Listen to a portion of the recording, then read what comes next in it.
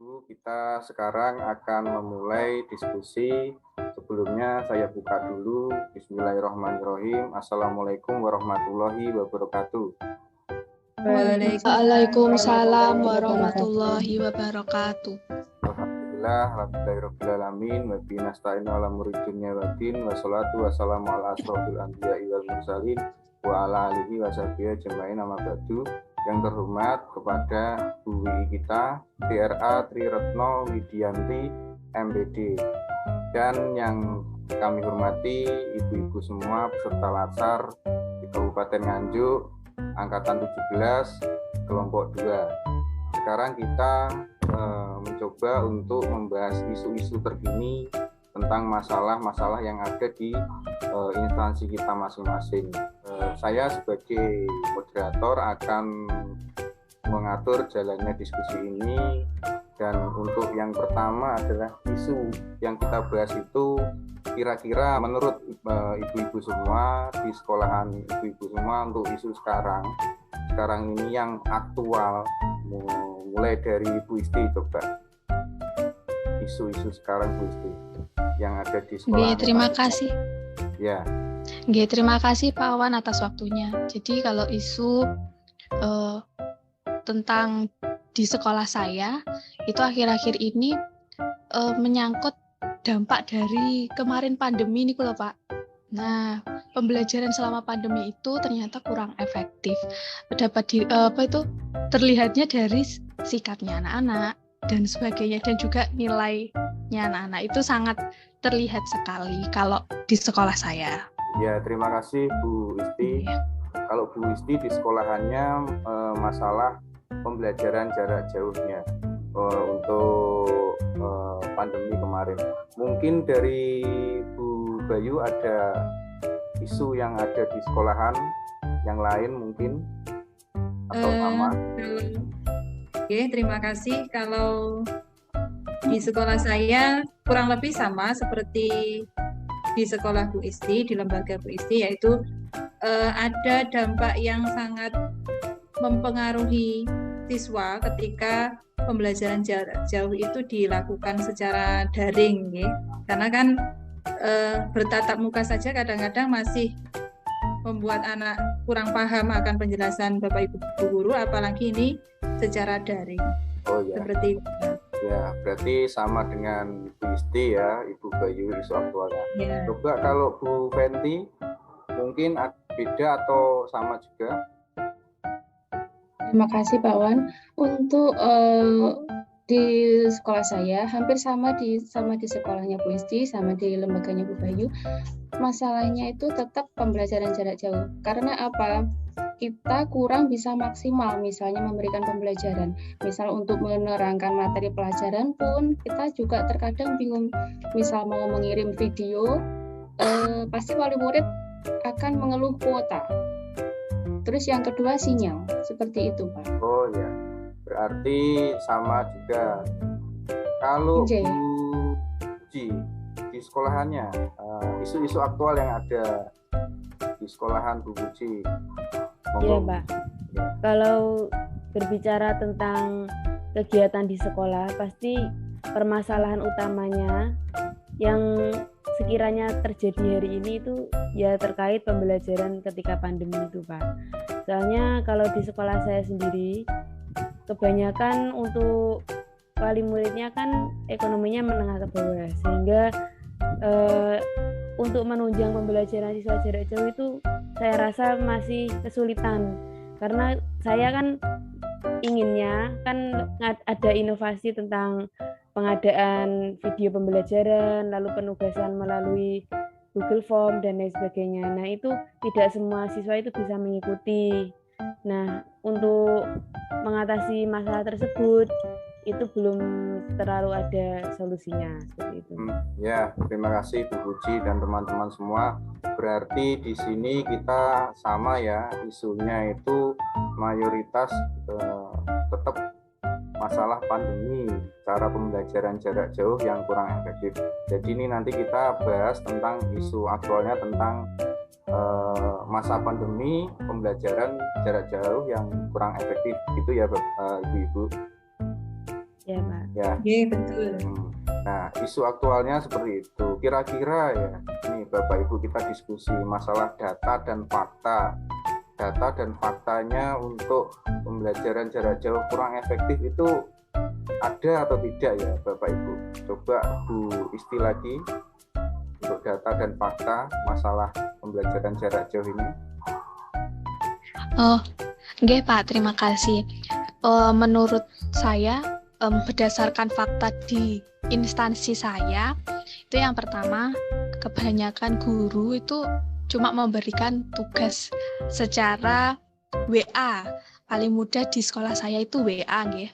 Karena ya sama seperti punyanya Bu Puji tadi, mayoritas wali murid itu ekonomi menengah ke bawah. Jadi mereka kalau mau pakai internet untuk banyak-banyak itu pasti nanti ngeluh. Nah, kalau WA itu gampang. Nah, ini kebanyakan guru itu memberikan tugasnya itu dari WA cuma dikasih tahu hari ini tugasnya membaca halaman LKS halaman sekian, kemudian ngerjain LKS halaman sekian nomor berapa sampai berapa, ngonten. Jadi tidak ada pemberian materi dalam bentuk apapun, itu nggak ada. Jadi anak-anak itu belajar mandiri, membaca sendiri, terus ngerjain sendiri. Jadi nggak tahu itu anak-anak bisa paham apa enggak tentang materi. Itu fakta di instansi saya. Ya, berarti kesimpulannya menurut pendapatnya Bu Isti, masalah data dan fakta yang pertama itu guru hanya memberikan tugas tanpa ada pembelajaran interaktif berbasis digital. Cuma tugas-tugas saja melalui WA seperti itu ya Bu Isti. Untuk selanjutnya mungkin dari Bu Bayu atau siapa yang mau memberikan pendapatnya, Bu Bayu atau Bu Fenty atau Bu Bayu, masalah data dan fakta. Oh, Bu Bayu ya. Pak Awan, ya. Kurang lebih juga sama seperti di sekolahnya Bu Isti. Jadi Bapak Ibu guru itu sistemnya hanya memberi tugas tanpa ada timbal balik atau feedback dari anak-anak. Jadi tidak membuka kesempatan anak untuk bertanya dan tidak memberi kesimpulan untuk materi dan sebagainya.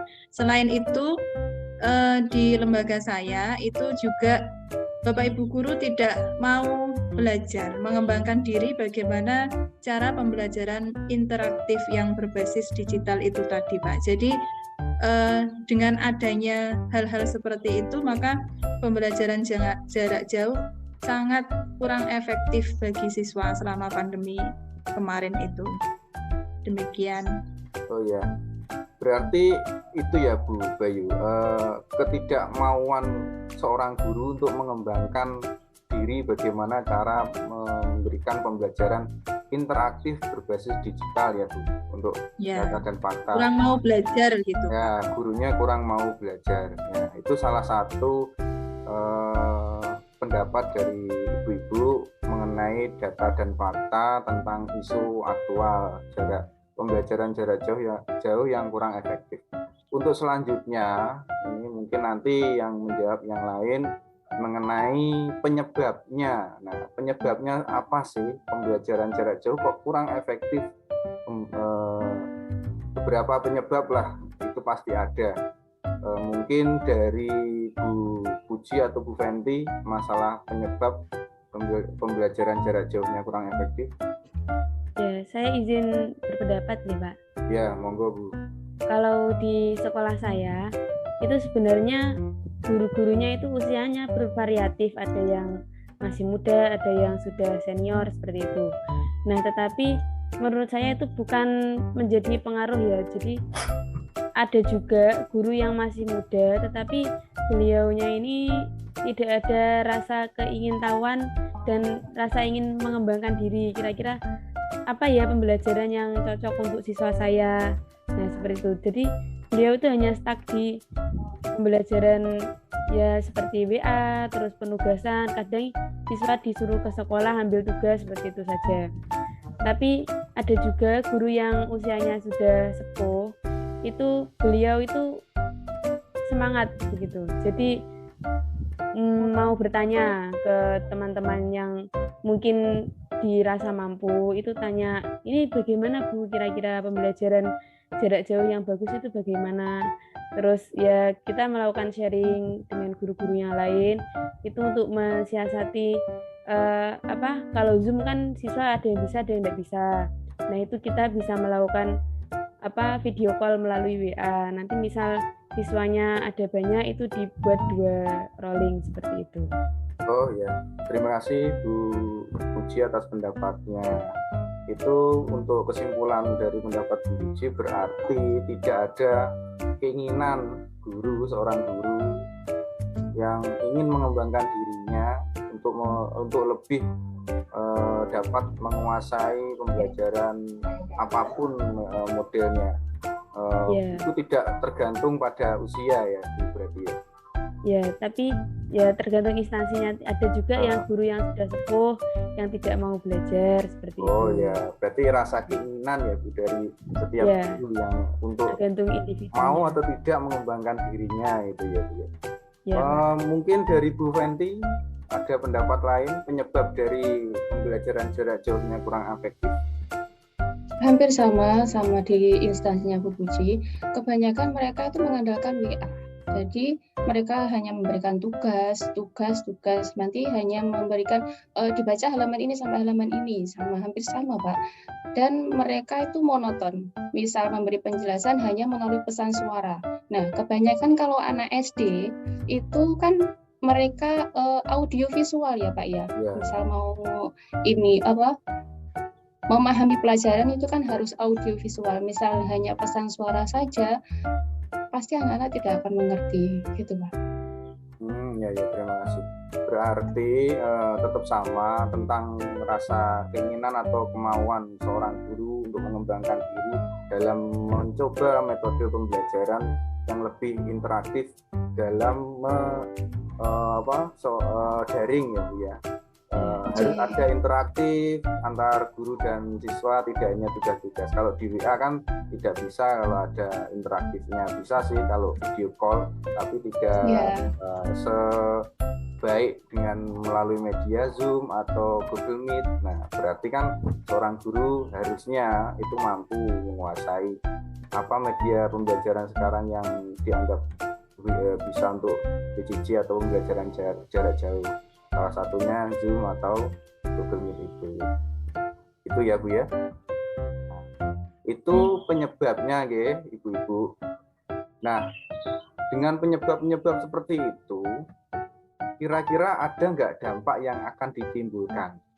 Coba Bu Isti, dampak yang ditimbulkan Bu ketika pembelajaran jarak jauh itu tidak terlaksana dengan baik. Monggo Bu. Terima kasih atas waktunya Pak. Jadi dampaknya itu tadi sudah dijelaskan sama teman-teman juga. Dampaknya itu anak-anak jadi kurang memahami materi. Kalau dari saya, pengalaman saya itu setiap tugas anak-anak nilainya tetap 100 nilai anak-anak itu.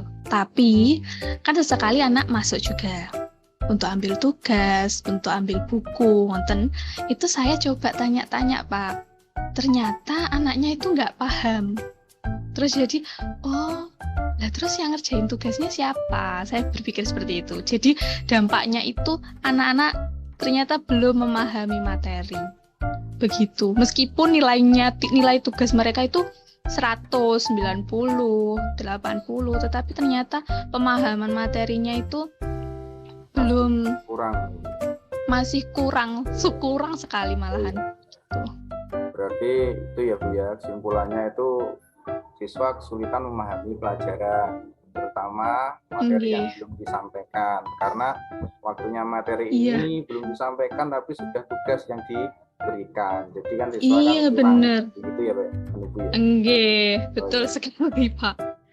Coba kalau Bu Bayu mungkin ada pendapat tentang dampak lain dari pembelajaran jarak jauh yang kurang efektif? Terima kasih. Untuk dampak yang paling besar pasti terjadi pada siswa seperti yang disampaikan oleh Bu Isti tadi, siswa pasti kesulitan dalam memahami materi pelajaran. Selain itu, karena tidak ada inovasi sama sekali, jadi kan ketika pandemi itu hanya dengan sistem penugasan terus melalui WA, jadi anak-anak pasti akan merasa bosan karena tidak ada inovasi apapun. Selain itu dari segi Bapak Ibu guru juga kemampuannya tidak akan berkembang begitu Pak menurut saya. Karena kan ya itu tadi hanya setiap hari mengerjakan LKS disampaikan melalui WA, setelah itu sudah selesai, tidak ada kegiatan apa-apa lagi, tidak ada interaksi dengan siswa, jadi kualitas kemampuan Bapak Ibu guru sendiri tidak berkembang seperti itu.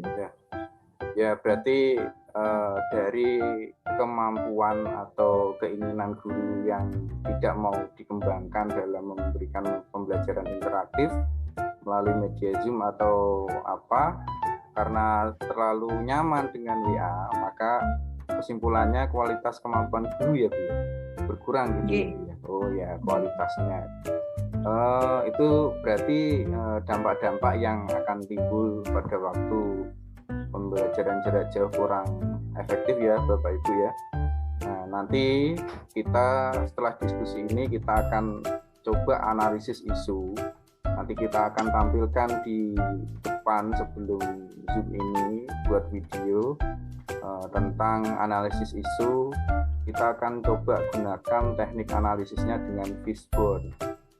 Nah, fishbone itu teknik analisisnya gambar seperti ikan. Jadi ada metode, ada material, man dan machine, manusia dan mesinnya. Jadi apa sih dari manusianya itu? Contoh kalau ini ya, ini Bapak Ibu, ini contoh. Kalau tadi kita kan sudah membahas pembelajaran jarak jauh yang kurang efektif. Berarti metode analisis isunya, metodenya kurang menguasai IT kalau menurut saya. Terus materialnya, pembelajarannya kurang efektif. Terus manusianya kurang ada kemauan mengembangkan diri.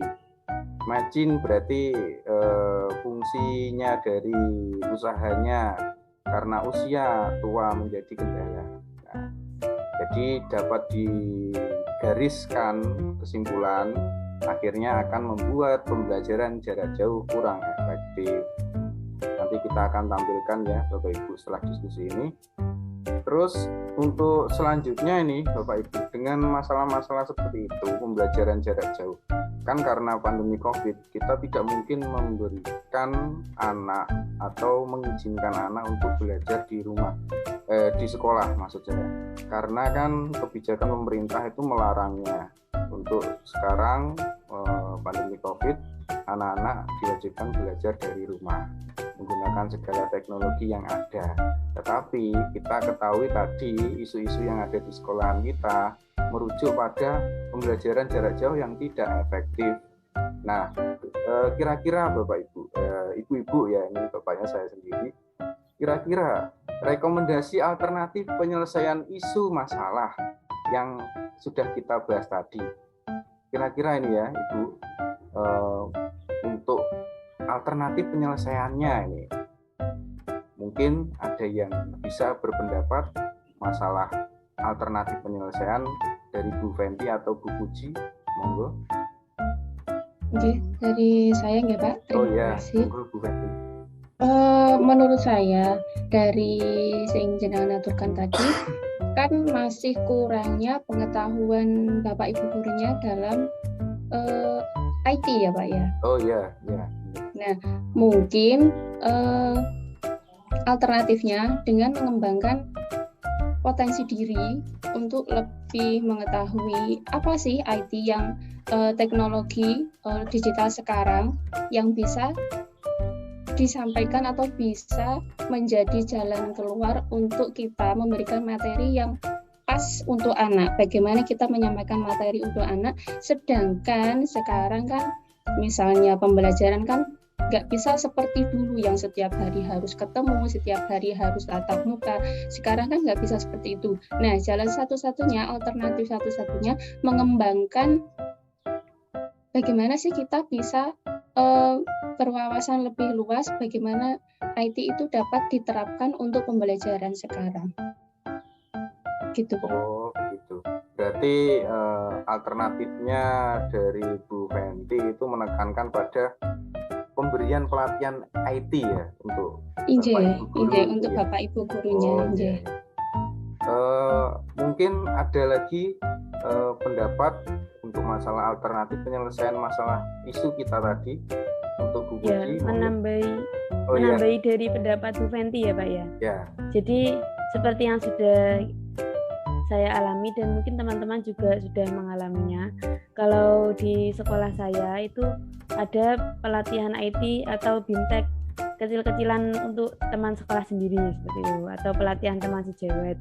Jadi kita melakukan sharing seputar IT yang sederhana, misal untuk menggunakan Zoom atau membuat video pembelajaran sendiri melalui PowerPoint dan lain sebagainya. Lalu kemudian untuk ASN sendiri ataupun guru itu harus memahami kembali apa tugas pokok kita sebagai seorang guru atau sebagai seorang ASN. Nah, tugas pokoknya kan sebagai seorang pendidik, sebagai seorang pengajar. Nah, bagaimana kita bisa melakukan tugas kita itu dengan optimal. Nah, serta memiliki sikap yang berakhlak. Seperti itu, Pak.